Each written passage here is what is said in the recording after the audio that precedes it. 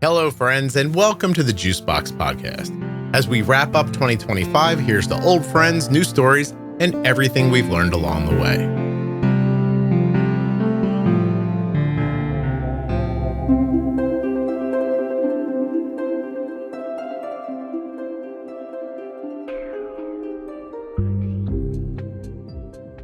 My name is Chris.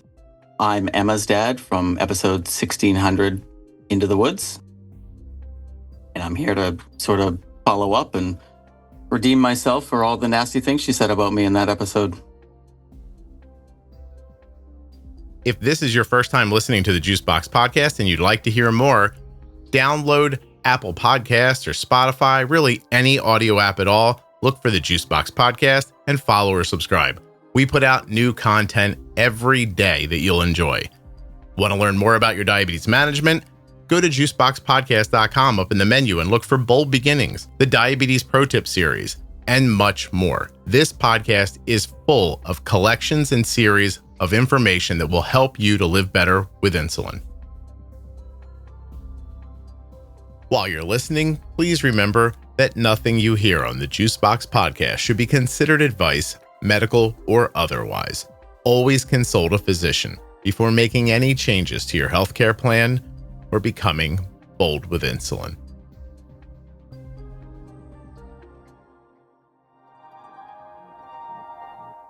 Today's podcast episode is sponsored by Medtronic Diabetes, who is making life with diabetes easier with the MiniMed 780G system and their new sensor options, which include the Instinct sensor made by Abbott. Would you like to unleash the full potential of the MiniMed 780G system? You can do that at my link, medtronicdiabetes.com/juicebox.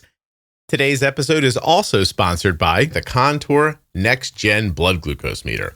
This is the meter that my daughter has on her person right now. It is incredibly accurate and waiting for you at contournext.com/juicebox. My name is Chris. I'm Emma's dad from episode 1600, Into the Woods. And I'm here to sort of follow up and redeem myself for all the nasty things she said about me in that episode. Oh, you're bringing it right back to me, actually. She gave it to you good. That was fun. Yeah, you took it in good humor, I imagine? Oh, yeah. We have a very, I don't know if playful is the right word. We have a good relationship. We're very open and we have a good time. So we're always giving each other crap. She was excellent. So if you're enjoying Chris and you want to hear Emma, she is in episode 1600. And like Chris said, it's called Into the Woods. So, well, I'm at an advantage because I, of course, just remember that a little girl came on and busted her dad's balls, and I don't remember anything else. So I'll be able to talk to you as if I'm not burdened by the backstory. Awesome. I was just at a thing yesterday. I was giving a talk for a company, and just kind of a motivational thing. They kind of had like talk. I don't know if they were talking about, say, questions that they wanted to ask me. They definitely weren't talking about. So there were questions they wanted to ask me. And then, we met for, a couple of times before I went out there. What do you think your answer is to this question? I would tell them, and we get into a meeting like, a couple of weeks later, and they'd say, let's go over it again. What's your answer to that question? I'd say something different. And they'd say, well, that's not what you said last time. I was like, well, that's what it made me think of today. I'm sitting there waiting for them to call me up. And I just kept thinking, like, I wonder what I'm going to say. I never know. So we get up there and I start talking, and I told them, I'm like, I have an outline here. I said, I know there are people in the room who worked hard on it. I have to be honest with you. I don't know how I'm going to do following it.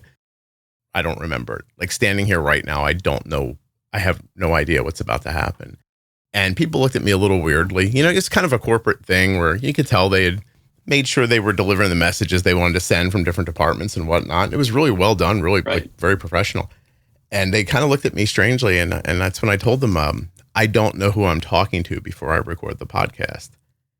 And that really flipped people out. Anyway. Yeah. Well, I agree with you. I love the approach. I mean, I've listened to a lot of the episodes. I think Emma actually mentioned it in her episodes that I stumbled into the podcast immediately when she was diagnosed. I was away at a work trip. I got a call from my wife, and she said that Emma had type 1 diabetes, and I had absolutely no idea what that meant. That's actually what I said. I said, I don't know what that means. I feel like I'm supposed to be shocked. I had no idea. I listened to a lot of podcasts, so I just opened up my podcast player and searched for diabetes, and yours was the first one. So I started listening from the beginning. Isn't that something?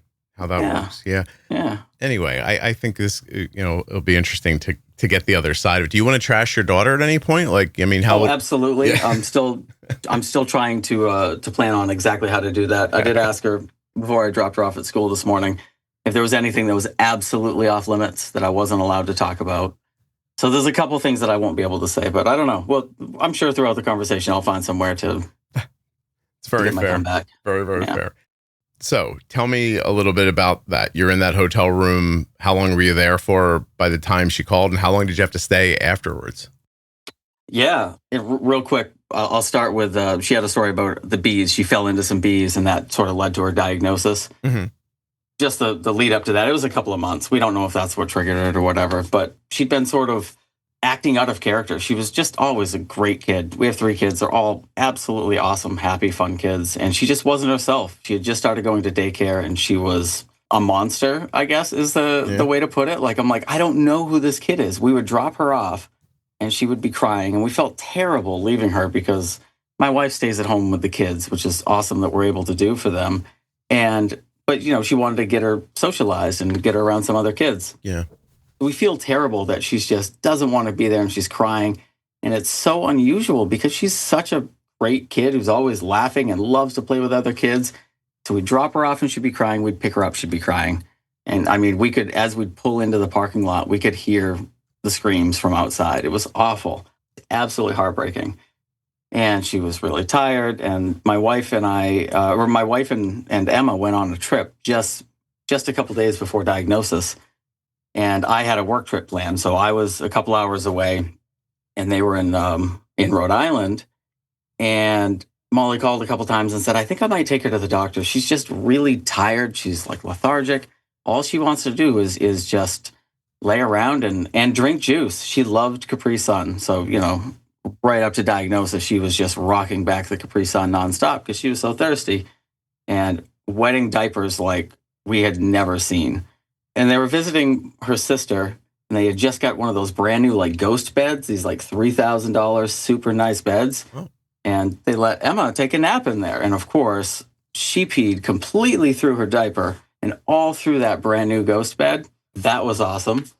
Did you have to buy a new one? I don't know. My sister-in-law, I believe she probably did, if I had to guess. But she said, holy cow, I've never seen a kid pee so much.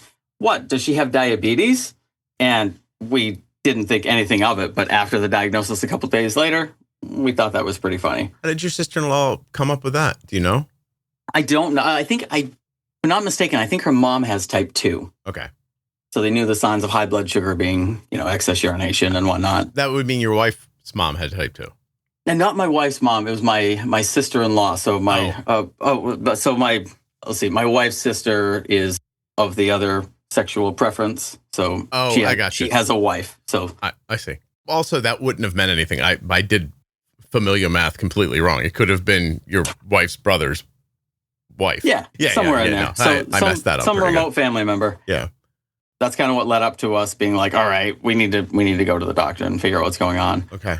Then I got the call and I started listening to, I think it was episode 2. It was the one, somebody from Dancing with the Stars, maybe. Oh, yeah. God, it's funny. I just brought him up. He was actually on American Idol. Yeah, that's what it was. And his dad, his uncle was super famous. Yeah. I don't remember. I had completely forgotten that. His uncle was Carlos Santana. Oh, that's right. Yeah. Adam something, maybe. Adam Lasher. Oh my God. Adam Lasher. You got me to it, Chris. Thank you. Sweet. It's so funny. Yesterday, somebody asked me what was the first episode you ever did. And I told them that I had this kind of cockamamie idea that I was going to read my blog into a microphone. And that's what I thought the podcast was going to be. And that I tried it. And very quickly, like literally within minutes, I said to myself, like, I wouldn't even listen to this. This is terrible. And in that time between me trying that and not knowing what to do, I had a podcast that was online and ready to go and no content for it. And this kid pops up on American Idol. And I said yesterday, don't know where I got the nerve for this. Like I reached out to him. I was like, do you want to be on my diabetes podcast? And I didn't say the rest of it, like that I've never made before. And he said yes. And that's how that very oddly placed interview is at the very beginning of the podcast. Oh, it's awesome. Yeah. I mean, you hooked me on day one. So Cool. I listened to that and a few other episodes on my couple-hour ride home to meet my wife at what I thought was going to be the hospital. Right before I got home, I got a call saying that they were sending her home. So the reason that Emma doesn't remember anything about her hospital stay was that there wasn't one, which is really cool. So what it ended up happening is they brought her into the pediatrician, and where we live, the pediatrician's office and the pediatric diabetes clinic are in the same building, which is pretty convenient in this case. So they went into the doctor, and the first thing that the doctor said was, this kind of looks like diabetes. So they went and they did a blood glucose, and I can't remember how high it was, but her A1C was like 14.1, if I remember right. So it was up there. But she wasn't in DKA. So they gave her some insulin, and it just turned out it also happened to be that the diabetes specialist was my wife's childhood pediatrician. Oh. So they had instant rapport. She walked into the room and said, "Oh, Corey, like I haven't seen you in years." And it just turned out to be that. So they had rapport. Emma responded really well to insulin. They gave her some Humalog in the office, and he could tell that Molly could handle that type of stuff. So they gave her just a real basic, let's do a 10-to-1 carb ratio, and here's the don't die advice. Stick it up on your refrigerator. Call us if you have any questions. And they sent her home 3 or 4 hours after being there. Okay. And then they said, okay, we're going to have to go back in tomorrow and we'll have some education. So we went, and we had that Pink Panther book, of course. So I stayed up all night and read that Pink Panther book. And I still don't remember a single word of what was in it. I just remember the cover of it. We went to training the next day and learned the basics. And then I was listening to the podcast at the same time. So within a month, I knew I wanted a Dexcom. And I brought it up to the CDEs that were in the office, and they said, yeah, you definitely do want that, but we have a rule here. You kind of got to go for a year without having, just on injections. So I ended up calling the Dexcom and Omnipod reps, and I don't know exactly how, but they thought that I was some sort of representative or something. I'm not really sure what it was. Okay. But they ended up calling the office and talking to Corey. They sort of laughed about the miscommunication, thinking that I was looking for supplies to sort of become a reseller or something like that, or that I was an educator. I guess it made them all have a conversation, and they could tell that we could handle it. And Emma was a tough kid. So, I don't know, about 2 months in, we ended up getting on Dexcom and Omnipod. Even if they wanted you to do MDI for a year, why couldn't you do MDI with a Dexcom? Probably could. It was just, that's the way they were. I guess, so not just MDI, but MDI and manual finger sticks. They like to make people wake up at 2 a.m. is what I think it is. Yeah. To just punish them a little bit. Seems to be I understand the concept. I think it's misguided to some degree. I mean, I've heard you talk about it many times on here, and I couldn't agree more. I don't really know why they don't just stick a Dexcom on day one. Mm-hmm. Emma sort of talked about the diagnosis of her cousin. He was over for Thanksgiving. His girlfriend was talking about he was peeing a lot and, being grumpy and all that sort of stuff. So we tested his blood sugar and it was 500. So it was Thanksgiving on a Friday night. So the hospital systems here are kind of in decay. It's every week they're talking about shutting down. They've closed most of the ambulatory and walk-in clinics. It's kind of rough. So we knew he wasn't going to get the best care if he went in. We have mountains of supplies. So, we kind of, and he actually did a paper when he was in college on type 1 diabetes because of Emma. So he's sort of been close to it. Mm. So we just sort of hung out and showed him how it all worked. And so over the weekend, he got his blood sugar back into range, and, I threw a G7 on him, and he had all that to go into the clinic. And of course, as you would imagine, he got faced with, we don't think you have diabetes because your blood sugar is in range. Because I fixed it over the weekend. Yeah. So it was a struggle. It took I think 3 or 4 months for him to get a diagnosis. What part of the country? We live in Maine. That's right. Oh my gosh. Are you the story with you helped the gentleman who's going to bequeath his land to you one day? The Contour NextGen blood glucose meter. is sponsoring this episode of the Juicebox Podcast.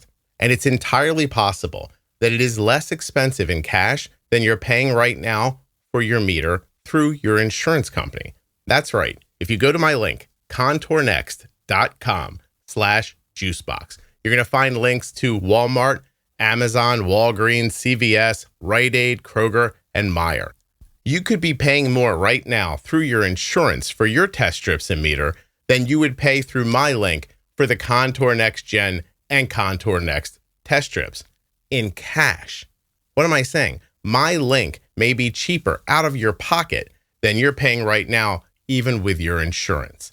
And I don't know what meter you have right now. I can't say that. But what I can say for sure is that the Contour NextGen meter is accurate. It is reliable, and it is the meter that we've been using for years. contournext.com/juicebox. And if you already have a Contour meter and you're buying test strips, doing so through the Juicebox Podcast link will help to support the show. Unlike other systems that will wait until your blood sugar is 180 before delivering corrections, the MiniMed 780G system is the only system with meal detection technology that automatically detects rising sugar levels and delivers more insulin as needed to help keep your sugar levels in range, even if you're not a perfect carb counter. Today's episode of the Juicebox Podcast is sponsored by Medtronic Diabetes and their MiniMed 780G system, which gives you real choices because the MiniMed 780G system works with the Instinct sensor made by Abbott, as well as the Simplera Sync and Guardian 4 sensors, giving you options. The Instinct sensor is the longest wear sensor yet, lasting 15 days and designed exclusively for the MiniMed 780G. And don't forget, Medtronic Diabetes makes technology accessible for you with comprehensive insurance support, programs to help you with your out-of-pocket costs, or switching from other pump and CGM systems. Learn more and get started today with my link, medtronicdiabetes.com/juicebox. Are you the story with you helped the gentleman who's going to bequeath his land to you one day? Yeah. I think that's probably why you called it Into the Woods. Yes. Yeah. Yes. Oh my God, that's awesome. Yeah, that's a crazy story. Yeah, I'll give a little short version of it here. Right. So I'm in IT. You and I talked a little bit last time about doing some AI stuff and whatnot. Right. But I've done IT stuff forever. I used to work at Circuit City. I built these custom computers, so people would come in and Circuit City sold computers, but I would take them apart and Dremel a hole in the side and put in plexiglass and flashy lights, and I'd make these gaming computers. I'd upgrade them. Mm-hmm. This guy came in one day, and this grumpy old New York guy, thick accent, and he says, "I want to talk to the guy that built that computer." So I talked to him, and he says, I want to start playing video games. I want that computer, but I want it for half the price because you're going to come out to my house and I'm going to pay you cash. And I was 20 years old, and I was like, oh, okay, sure, that sounds great. So I went out and showed him how to play video games, built him some computers, and helped him with miscellaneous tech stuff. He was really into music, so I'd help him set up different audio systems, and I showed him how to convert from VHS to DVD and just miscellaneous stuff while helping him play games. And he was just an eccentric guy. He built a battleship. He had an airplane runway, right on his land out here, and he bought the land for $3,000 just almost by accident back in the 70s. Okay. Just farmland, and he built a runway on it, and he flew his plane in, and he built a cabin. Then he retired at 42 and turned it into a bed and breakfast. And just built this really cool place and lived out his days just playing video games and doing miscellaneous hobbies and shooting guns, and just a really fascinating guy. So I always hung around, but there was really nobody else in his life, just him and his wife. And when he got sick and died a couple of years ago, he sort of said, "Chris, I need somebody to take care of my wife. You've got a couple of young boys, and I was kind of hoping maybe you'd help out." And I, of course, said, "Absolutely, we'd love to help. We're kind of caregiving, voluntary type people. We do a lot of stuff with animals and whatnot. Plus, he has a whole pile of Shih Tzu dogs, and they loved us anyway." Mm. So it just sort of happened naturally. He passed away 3 weeks later, which was just unbelievable. So I kind of went out there and stayed a lot of the time and helped his wife through hospice care and whatnot. And then we just continued to take care of the place. And then, as Emma had mentioned, just, a year or so ago, she sort of dropped the news on us that they're leaving the land to us, which is absolutely insane. It's like a fairy tale. For years, I went out here and looked at this guy's beautiful land, and he'd always look at me and say, "Boy, isn't this beautiful? Isn't this the place you'd like to live in?" And he'd always just sort of say that stuff. But I had no idea that like this grumpy old guy was measuring you up. Yeah. And that's sort of what he said. He's just like, you know how things run around here. I understand how your brain works, and I know you're a good guy. And yeah, so that's the story. He helped me with my wife when I couldn't do it myself, and here's the way I'm going to say thank you. Absolutely. How many acres? It's 102 acres. Wow, that's really awesome. Yeah, it's nice of you to tell his story because I like the way he just seems to effortlessly move through his life and make big changes and shifts. The only thing I didn't understand about your story was he built a battleship. What are you telling me? Oh yeah, that was one of the coolest things. It's still out there. He built the German battleship, the Graf Spee, which I believe was like the first ship sunk in World War II, maybe. Okay. But he just in his basement, there was no YouTube or anything to figure it out from back then. He didn't have a background in it. He just decided he was going to build a battleship. So he started off, he was just going to build a large model, and he ended up building, I don't remember the exact measure, the exact size. I think it's maybe like a 1/20th scale or something like that. But it was like a 18-foot little mini battleship. And he went to the extent of having, he put all the little guns and the little people on it and all the rigging, but it was big enough that he was actually able to sit in it. So he would play like, what is it, Rise of the Valkyries? It was, some classical music. He'd just blare it while he'd ride around the lakes of Maine in this little battleship with war flags hanging from it. Wait, now you're telling me it floated? Oh, it floated, and he drove it and brought it all over the state, all over New England. And it's in a museum. I helped him sell it to a museum up in Canada. No, that's where it is now. Isn't that something? That's really insane. Oh, well, that's lovely. So do you live? I'm sorry. No, please. What were you going to say? Oh, all I was going to say is a fascinating side story to that is when we were trying to figure out what to do with this boat, he had me call the place that the ship was actually sunk. I think it's called Montevideo, somewhere down in like Central America. And I couldn't call them, but I found their email address for like the naval base. And I sent them a message and it explained everything that this, that this guy had built this boat by hand, and he's looking for a place to sort of show it off so that it lives out through history. And the response I got that I never shared with him because I didn't want to break his heart. They said, the only thing we do with that boat is sink it so it could be right down there next to the other one. Oh, well, I know. I was like, wow, okay. That's, thank you for your time. Yeah. Yep. Because I'm going to ask you a question I don't find myself asking men that often. Sure. This is just my remembrance of me making the podcast. Why are you such a nice person?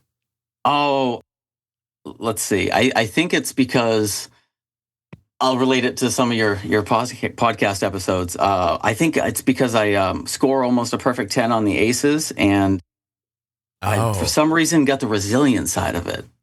And none of the other stuff? Some of the other stuff. I mean, none of the other stuff as far as like, I don't have any of the ACEs, but I have my mental health demons that I battle. And actually, thanks to your podcast, I got into therapy. Like listening to you and Erica talk, I was like, oh, I would love to talk to somebody like this. And that's helped a ton. Oh, you're going to make her cry when she hears that. She's going to be so happy to know that. Yeah. Well, I hope so. I mean, it's been insanely helpful, and it's helped most of my family now. Oh, it's lovely.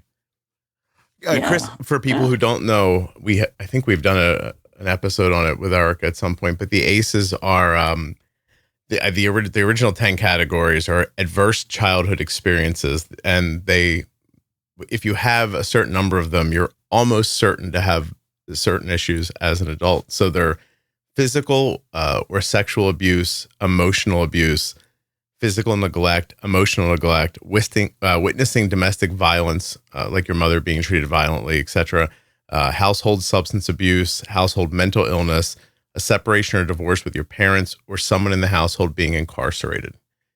If those things have happened in your life, the more you have, it kind of compounds, and that can explain a lot of the troubles you might be having as an adult.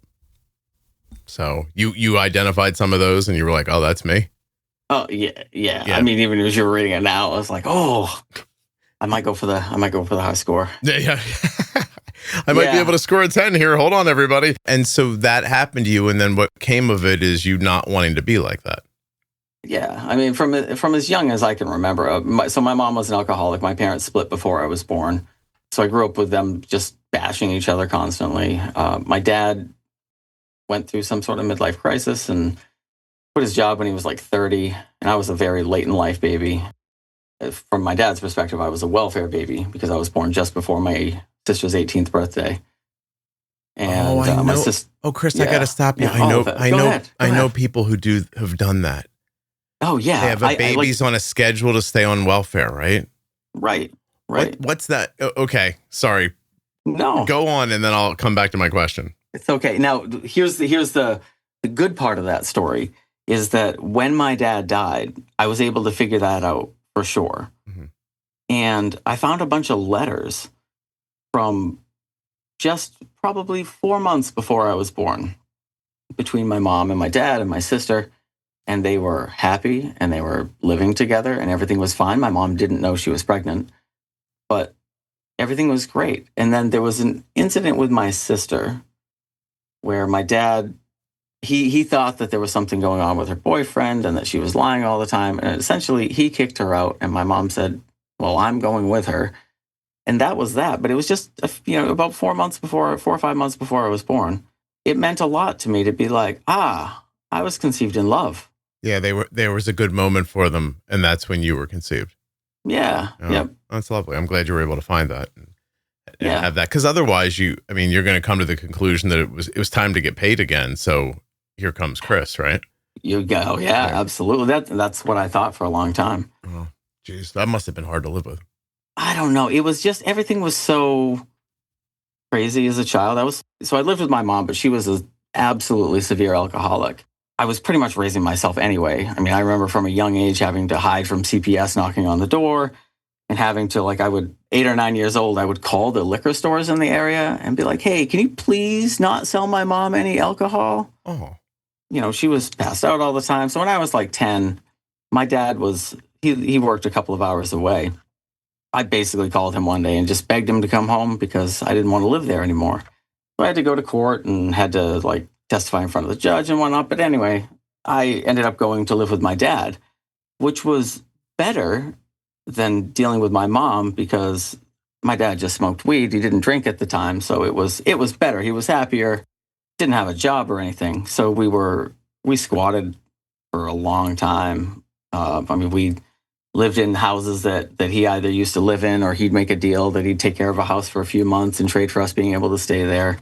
So we were homeless for quite a while, but so just everything was so crazy. It didn't really matter. So, I think that's where I built the resilience was I'd been through so much weird stuff that just didn't matter. Yeah. Diabetes. You're like, oh, geez, this is easy. Yeah. I shouldn't have much trouble with this. Do you prefer chaos or calm now as an adult? Oh, calm. No question. I mean, I thrive in chaos, but I like to control the chaos, if that makes sense. We're very busy. We're into a ton of stuff. We have chickens and we foster cats and we're into robotics and we do, Emma's in a bunch of sports and my son's in D&D clubs and math clubs and we're always traveling around and doing all this stuff. So we're very, very busy. That's the type of chaos I prefer now. Yeah. Versus the sky is falling chaos. Like when Emma got diagnosed with diabetes, that was a sky is falling kind of chaos. Definitely threw me into a funk for quite a while, until I wrapped my head around it. And that's kind of how I handle most everything is there's the initial okay, we've got to figure this out. And I go into survival mode. And then once I figure it out, then it's autopilot. And that's how I kind of handle everything. Like any issue that comes up, just throw my all into it, figure it out, and then move on. I want to hear about the funk. So tell me about that. She's diagnosed and you fall into a bit of, would you call it a depression or just? Yeah, I think so. Just this is the only thing that matters. Just to add to this, I have ADHD, which I didn't know until my boys got diagnosed with ADHD. And then it made a whole lot of sense. And this was right prior to me being medicated. And one of the ways that it presents for me is either everything's overwhelming and there's a million inputs all at once, or it's just absolute complete hyperfocus. And with diabetes, that's what it was. It was just the only thing that mattered is making sure that Emma's healthy, that everything's going to be okay. Yeah. So I remember when she first came home and I realized the relationship of carbohydrates to insulin, and it was right before Halloween. So I'm like, is she going to be able to have candy for Halloween? And I remember at nighttime we used to have these Dove chocolates that we'd keep in the house, and I'd grab one out of the bowl. And I remember going to eat it and being like, Emma would have to bolus for this. And it just set me on this sort of mental journey about understanding everything and empathizing with her. Yeah, so that's what I mean by funk. It just sent me into this overthinking everything and just really only focusing on this. Were you reflective in a good way, or were you thinking about it in an obsessive way? I would say the first one. My wife would probably say the second one. Probably a combination of the two. Oh my gosh. So the candy dish set you on this path. Yeah. Actually, it really was. It was a piece of chocolate. Yeah, that just kind of made you think. I mean, I imagine any of us who are being thoughtful, who have kids with type 1, have had a moment where we've picked up a piece of food and thought, oh, this doesn't feel fair. Yeah. Yeah. In a way, so as far as that obsessive thing you mentioned, I did go the route of, I see obsessive, but there's a silver lining. There's a positive side of it. I really dove into nutrition and just trying to wrap my head around how food works in the body and how insulin works. It was kind of pre a lot of your management episodes and whatnot with Jenny, but about the same time a lot of them started coming out. I was also listening to Joe Rogan a lot, and that was back when he had a lot of people talking about nutrition coming on. Okay. I really dove into it, and I got myself really healthy. I mean, at the time, back then, I was probably 170, 180 pounds. I'm 5'7". I'm a nerd. Physically active nerd. I've always been very active, but I always had extra weight on me.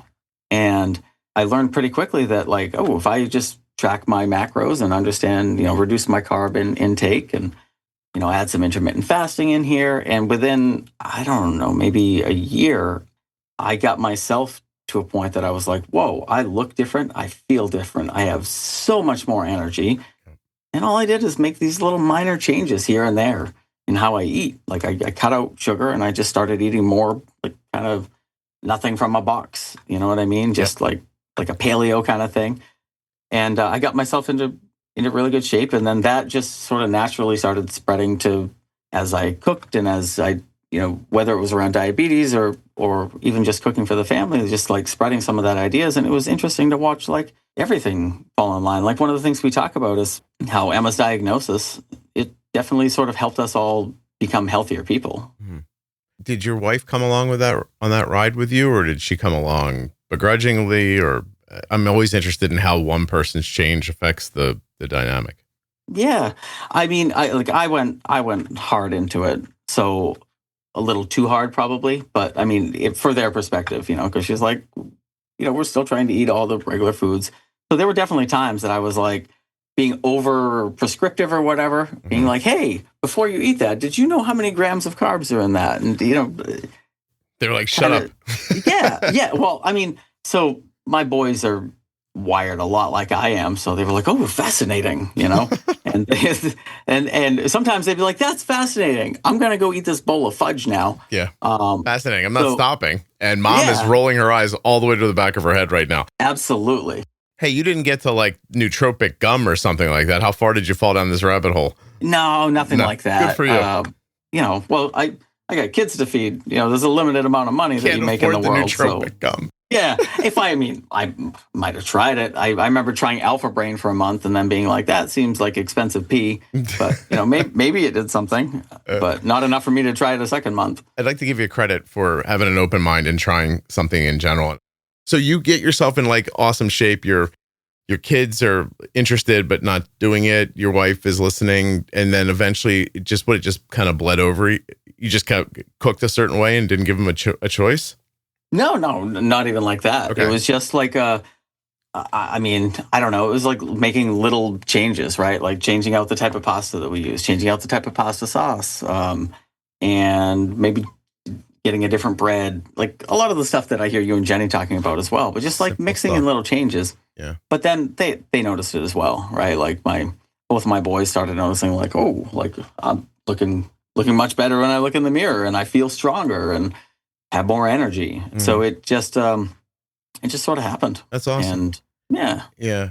You dug in pretty early on with the podcast to learn about diabetes and stuff. Would you say there was ever a time where you guys struggled, and what was that like? Or, Yeah. The early days for sure, trying to find that balance between keeping her safe and healthy and not being like totally overbearing and having to be by her side. And I wanted her to be able to choose what she wanted to eat. So I actually remember, like, you had a podcast episode one time about a kid that wanted to eat some Skittles or M&Ms or something along those lines. And he tried a little bit, tried the bolus, that didn't work, and he wrote it down, made an adjustment. And I remember those chocolates that I was talking about at the beginning. Emma loved those things. And I was like, well, let's use that and let's figure that out. So we did that. And we just sort of figured it out one little thing at a time. And then we just rinsed and repeated with that to be able to let her have the things she wants and have predictable outcomes. And then within just a couple of months, we went from 14 A1C, a diagnosis, to the next visit was a 7, next visit was a 6, and then it's been 6 or below ever since then. Just had her endo meeting last month. It was like 5.6, I think. Yeah. We just kept rolling with that. And then with the introduction of Loop, and I'm a software engineer anyway, so I remember buying a Mac and setting up Loop and getting all that done. But now with the newer versions, we have this Loop caregiver, so we can manage things remotely. So that enables us to start sending her to camp and being able to just kind of keep an eye on things and giving her some of the control, but us still being able to fix things remotely if stuff goes sideways. Hey, the Loop caregiver, it's the icon with the blue circle, right? Mm-hmm. Has it not been working for a while for you? Oh no, I use it every single day. I guess, and I'm looking at it. It's a blue circle. Yeah, blue circle with a CG inside it.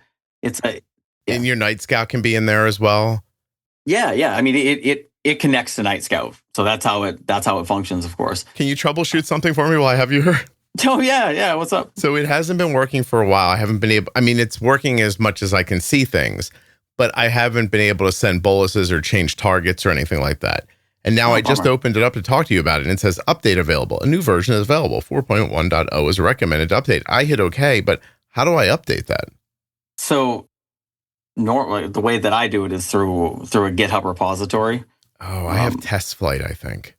Yeah, so that's where it lands. It'll land in Test Flight, but I don't know if you build your apps or if you have somebody else build your apps, but somebody goes into GitHub and sets up an action. So you go into GitHub, find the repo, you pull down the latest code from the repo, sync it with the source. That gets you the latest version. Then you'd build the app, making sure that all your Apple stuff is in. If you've got another app building that you get through Test Flight regularly, then most everything's all set up and probably just need to rebuild the app. So may I be completely honest? Yeah. I know what GitHub is. Sure you do. But a lot of what you said after that eluded me. So you have somebody else that builds your apps, right, Scott? So all right, so I'm on GitHub. I have Trio, Loop Follow. So do I click on that on the left side? I don't know if Loop Follow is Loop Caregiver. Loop Follow is another one that sort of is like a more advanced follow. It's like Dexcom Follow, but it also gives you pod info. Yeah, that's the one I'm using because I don't see anything else there. So it might be similar. So I mean, I assume that would be it, and then you'd go into that repo. Okay, use English. Go into the. Okay. Are you signed in to GitHub? Yeah. No, I'm looking at it right now. Okay, so if you're into the repo, once you're in there, the repo is the thing. So if you click on the name Loop Follow, it'll bring you to sort of a landing page, and then you should have something like sync fork or. I see sync fork. Yep. So you want to sync the fork. This branch is not behind the upstream. Oh, good. So it's already done, which is cool. Okay. And then somewhere there's an actions tab. You'd click on actions. Somewhere there's an actions tab. I see it. Hold on a second. Okay. I appreciate this, by the way. Yeah, of course. No problem. All right. Like build, loop, follow, main is green, but a lot of stuff is red in the past. Okay. But the latest one from a couple days ago is green. So Okay. check mark. So that's good. Now the question is the way that loop the way that I have it set up anyway. And I think it's the default configuration. Is that it'll do an auto build. So does it say like build loop or whatever the app is? Does it say scheduled? Yes.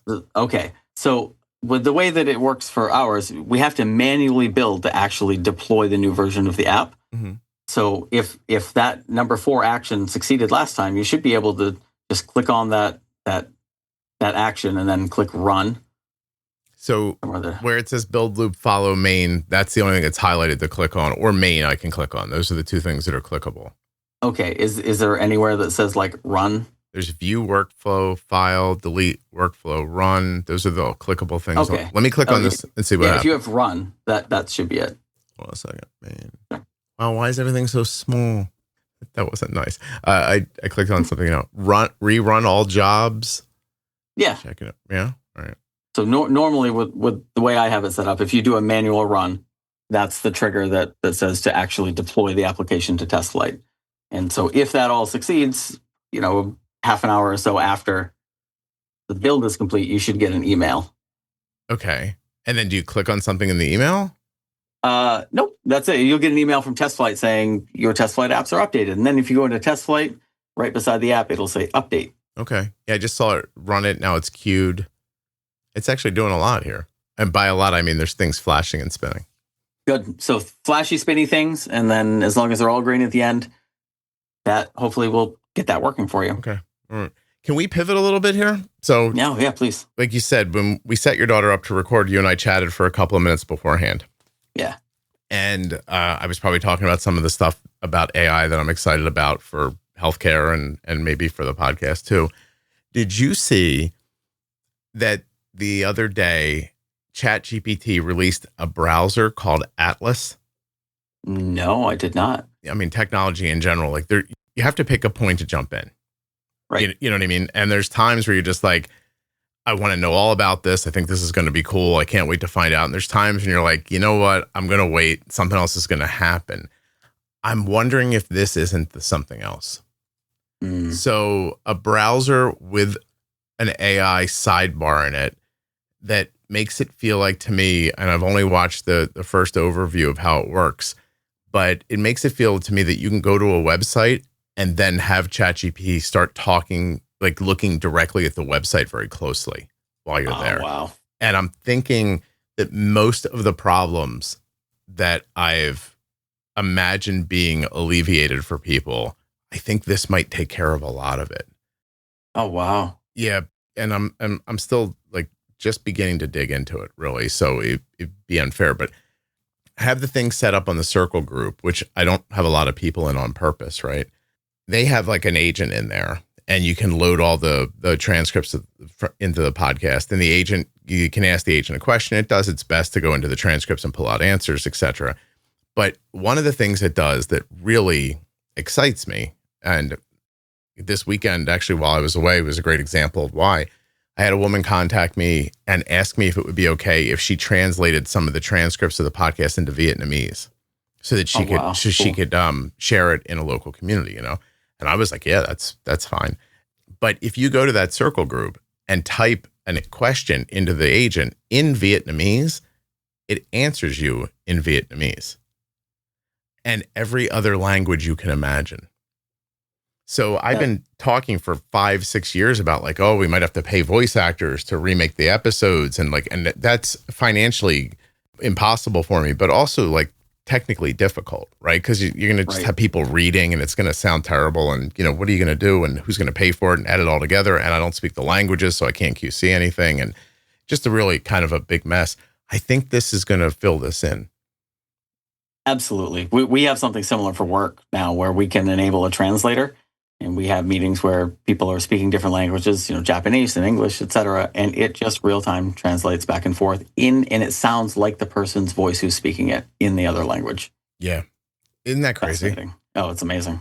Absolutely amazing. Yeah. I swear I think it's getting super close. Like, I also understand the rest of it. Like, if you want to be social with me, I could yell and scream about all the power this is going to take and everything else too. Like, I know, I'm not unaware of the problems.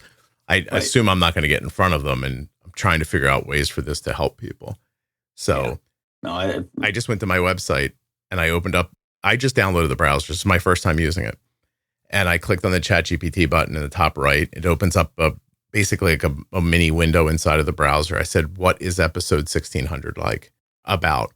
Oh, It says Into the Woods features 10-year-old Emma, who shares her life living with type 1 diabetes, everything from gymnastics to MMA, carb counting at school, and even how she spotted her cousin's diagnosis. That's just giving me something that's written on the page. But then it says, if you'd like, I could pull a full transcript. So pull transcript. cool. Let's see what happens there. It's a little slow right now, but it's their first version, so I'm not overtly concerned about that.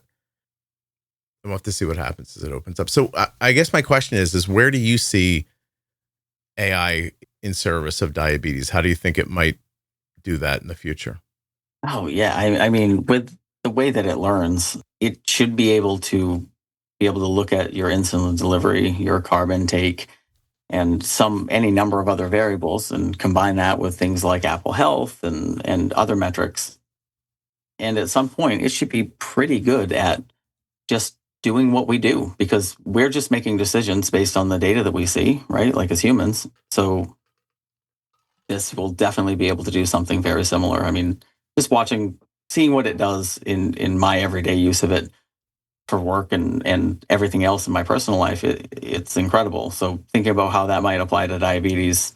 I mean, I talk to Emma about it pretty frequently. Like, I think it's hopefully going to reduce her mental load a significant amount before she's at the age where she's going to have to, take more of it on. Mm-hmm. Yeah. Now, I saw somebody online the other day asking a question, and they were clearly just trying to get other people's opinions, but they had gone to ChatGPT and had a conversation about something about diabetes that they didn't understand. And I browsed it really quickly, and I thought, I think this thing gave her a rock solid answer. And, she was able to ask follow-up questions, which I think is maybe where that separates you from Google a little bit. Like, you ask the first question, you get an answer back, and you might have more questions, but it's hard to know then where to go from there. And then people came in and they were like, this seems reasonable to me. And people were interested in it too. So it's got to be coming a little bit.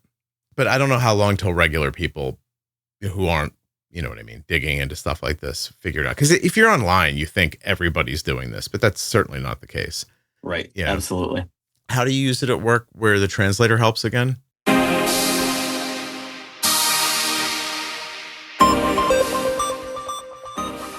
This episode was too good to cut anything out of, but too long to make just one episode. So this is part 1. Make sure you go find part 2 right now. It's going to be the next episode in your feed.